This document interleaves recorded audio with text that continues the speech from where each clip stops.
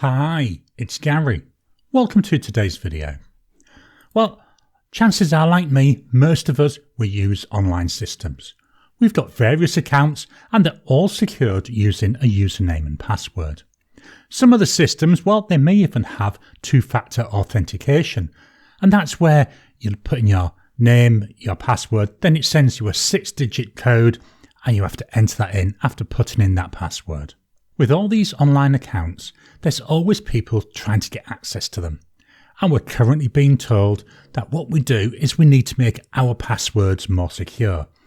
We're told we need to make them long, we need to make them complex, we need to include symbols, numbers, upper and lowercase letters. I mean, to be honest, who can remember that?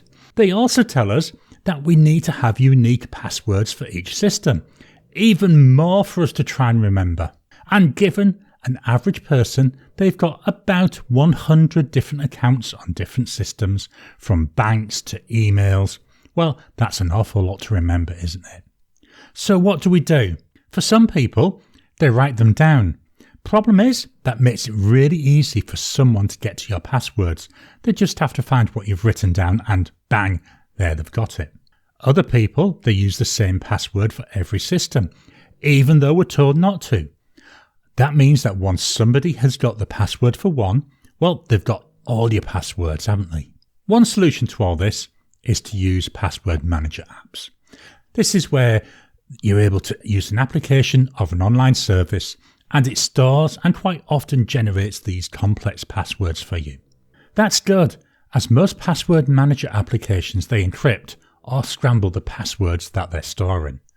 But there's also a big weakness. If somebody gets the password for this application, they've got access to everything.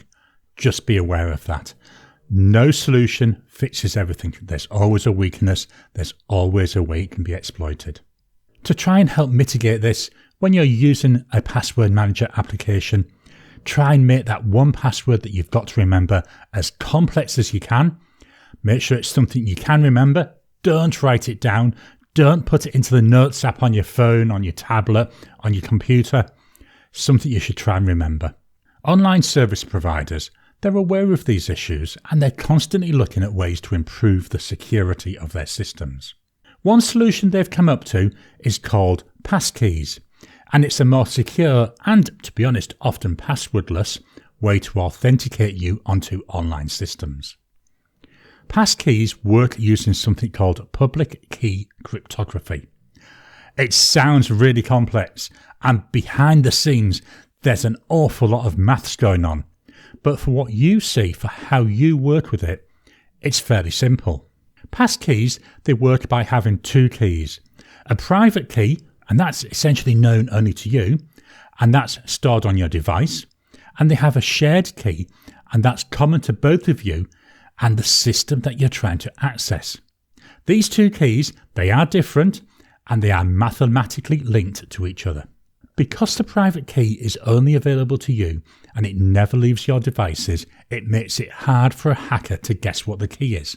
This private key, well, you can store that in a password management system and share it across all your devices. Remember, that's only as good as that single password you have to the password management system. The passkey works using lots of maths. When you want to sign into a system, what happens is your device sends a request asking for it to authenticate you. The target device then sends back a challenge that can only be solved using the private key. You authenticate the private key on your device using a variety of different methods. Some, they need the password for the device, but others, they might use biometric information like your fingerprint or your Face ID. This method of unlocking the private key means that it's hard for someone else to access the private key. Once your device completes the challenge, they then send the result back to the target system and it validates the answer, and if it's correct, it authenticates you onto the system. Because your private key is only on your device, it is a true secret key. Each system you access, it needs its own private key. It needs its own passkey. Passkeys, they're extremely hard to guess because they're really complex.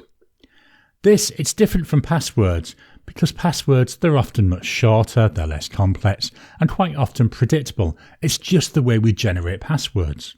If an attacker is able to get hold of your public key, possibly maybe through some form of attack on the target system, they still need to have your private key in order to access your account. And that private key only exists on your devices. Because your private key, it's never transmitted outside of your devices, it's not possible for an attacker to intercept it during any transmissions. Passkeys, they're now starting to be used on a lot of different systems. I believe Google, PayPal, Apple, that's just to name a few. And you'll find over time, more and more systems are running them out and providing options for people to move to them. The key takeaway, passkeys are more secure than passwords. They are convenient to use. There's a downside. You need to really have a password manager to allow them to be synced between all your devices. If a passkey exists on only one device and you lose that device, then you're locked out of your account. With the passkey synced across many devices, you can still get access to your account and you can use that access to revoke that lost device. I hope you've enjoyed today's video. This was an interesting one to research. I know all about password security. I've been using a password manager for many, many years, and it is so convenient. The whole idea of using passkeys I really like, and as I'm coming across a new system that uses a passkey, I migrate from my password to using that passkey. Please drop any comments down below. Are there any further details you'd like on this? Anything related to passwords or passkeys you'd like me to cover in a future video? Drop that comment down below. Let's kickstart the conversation. Please hit the thumbs up button. Every time you like, every time you comment, just helps with the YouTube algorithm. If you haven't already, please subscribe to my channel so that you can get new videos as I release them. I'll talk to you again soon.